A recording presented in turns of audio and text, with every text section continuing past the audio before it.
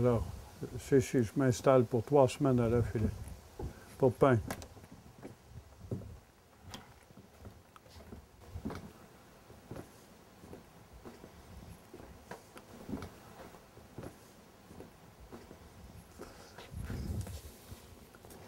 Alors, c'est le côté merveilleux de la vie.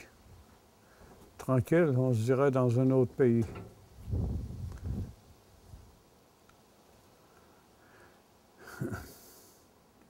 Ici, c'est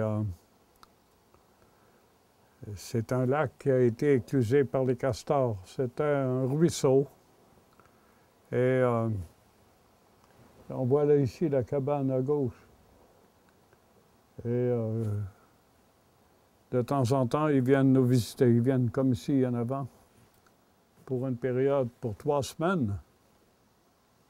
À partir du 15 septembre, des fois jusqu'au 20 octobre. Je m'installe ici, puis je vis ici, je peins ici. Ma source d'inspiration est ici. Alors, on a le changement de couleur.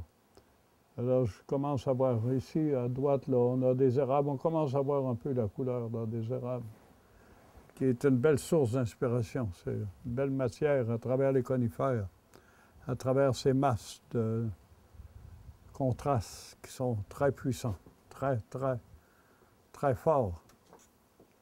Et pour moi, ça m'inspire.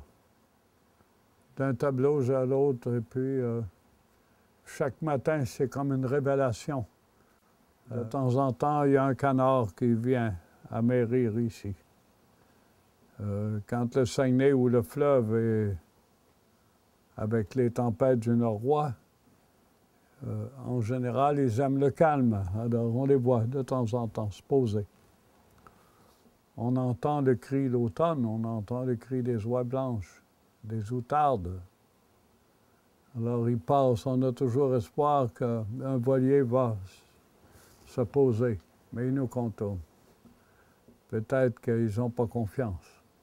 Peut-être, on ne sait pas. Et, je suis plus que bien, je suis heureux. Je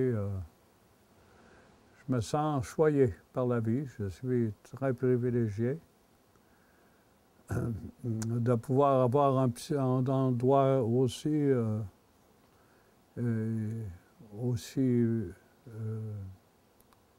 aussi extraordinaire,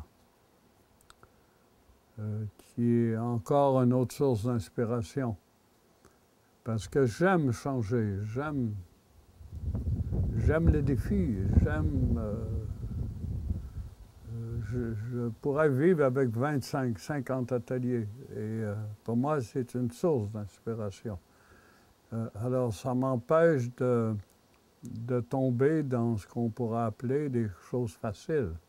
Alors, quand on arrive dans un endroit nouveau, on se redécouvre.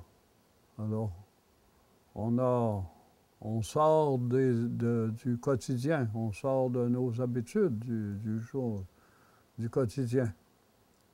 Et ça permet notre art peut évoluer plus facilement.